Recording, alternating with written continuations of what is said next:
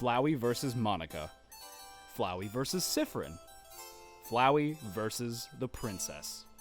Flowey the Flower's most popular matchups focus on his ability to jump backward in time and take advantage of game mechanics that are invisible to others. I feel like this kind of versus debate dumbs him down a little bit to just another reality warper.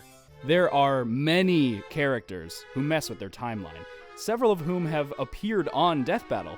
We might as well be putting Flowey up against Reverse Flash. What if I told you there was a character exactly like Flowey that appeared 16 years before Undertale? Not a timeline jumper, but a friendly little plant who seems to pop up everywhere. A character that exists in a world full of souls while not having one themselves.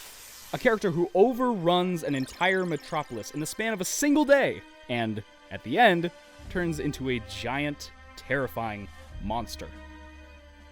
What if I even told you the series they come from ends in tail?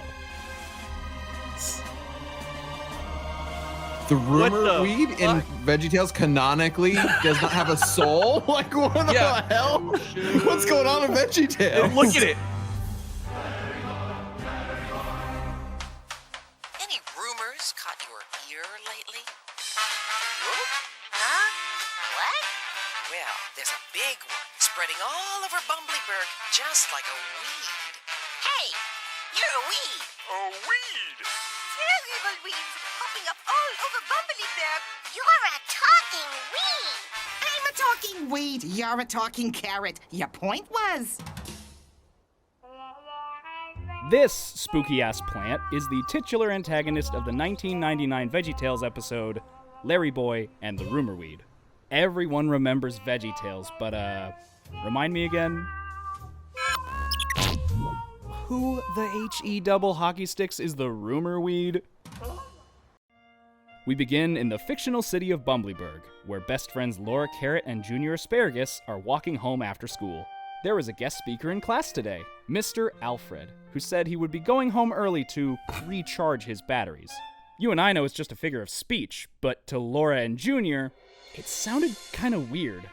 They psyched themselves up into believing that Mr. Alfred might, secretly, be a robot, as they debate whether to tell someone who shows up in the cracks of the sidewalk but the Rumor Weed. She's funny, chatty, and presents herself as trustworthy. The kids tell her about Mr. Alfred, and she promises not to spill the beans. After all, Hey, I'm not like you guys. I got roots. I'm not going anywhere. Your secret stays right here. as the day goes on, we see the Rumor Weed pop up in other places. In backyards, hedges and flower beds, in the sewer system, and on street corners. Every time she asks the same question. Did you hear the one about Alfred? The robot rumor grows, spreading like, well, until all of Bumblyburg is covered in her vines, and Alfred gets surrounded by a panicked mob in front of the police station. Things are looking ugly when suddenly, the Mother Weed emerges from the sewers, taking the poor Brit captive. It's only when Junior's dad teaches him and Laura what a rumor is, and how they can hurt people, that they gain the confidence to stand up and say nice things about Mr. Alfred. Others recall the ways Alfred's shown them kindness in the past, and start to lose faith in the idea that he could be a dangerous, laser-eyed robot. When the community comes together in this way, beautiful flowers start to erupt all along her vines, culminating in one giant bloom that takes the weed out for good.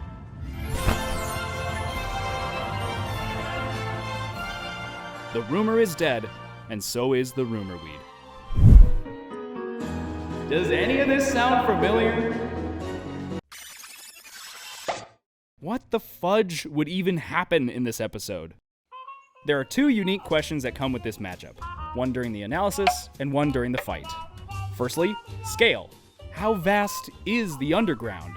How big of a city is Bumblyburg? This is important because these two harmless little guys smother the town in winding, thorny vines and follow you no matter where you are on the map. The scale of the underground is left pretty vague, but you could estimate the size of Mount Ebbet, where the player first falls down. Use perspective shots of the various biomes in the game. Count the steps of a kindergartner. For Bumblyburg, you could look at the kinds of buildings and amenities available to the public. What size city has its own concert hall, for example? Are there any real-world cities you could compare it to which have not just skyscrapers, but also sprawling hills and rural farmland? Okay, now, before I go on, I do want to address the elephant in the room. These are vegetables.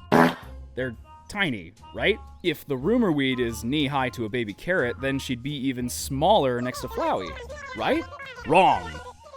Every episode of VeggieTales starts on the kitchen countertop. Bob the Tomato and Larry the Cucumber read out a piece of fan mail that segues into a story. Some are retellings of Bible stories, yeah, but that only covers about 40% of the show's catalog. They'll do parodies of classic musicals, TV shows, works of influential 19th century French fiction. Allow us to introduce ourselves. And sometimes, a story in an original setting. Bumblyberg. As soon as we fade away from the countertop, the show's characters become actors. Other than, obviously, hopping around, they act like regular people and do regular people things. They drive cars, and grill out, and play with toys, eat food, look, that's just corn. That's just a piece of corn. And that's just an apple.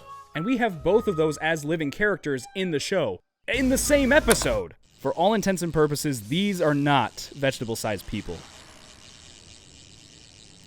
They're people-sized vegetables. Anyway, the second conundrum. Could Flowey exploit the rumor weed's only weakness?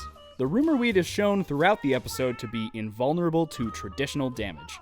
LarryBoy uses a weed whacker on her, yet has no effect. He tries snipping her with shears, and the metal bends around her. He tries to escape her grip, and she effortlessly holds onto his super suction ear. Mind you, these are the same plungers that can rip a tree clean in half. Flowey, famously, is a psychopath. He spends most of his story questioning Frisk's kindness. Could he figure out what's powering the rumor weed?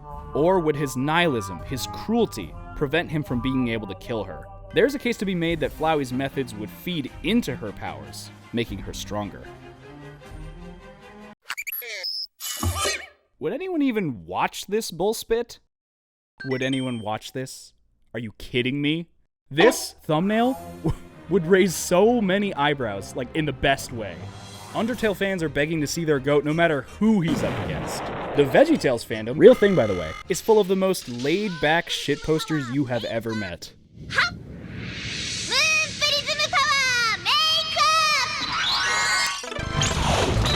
They are not a pious bunch. They would also be intrigued by this. As for the Death Battle community directly, can you imagine the floodgates this would open?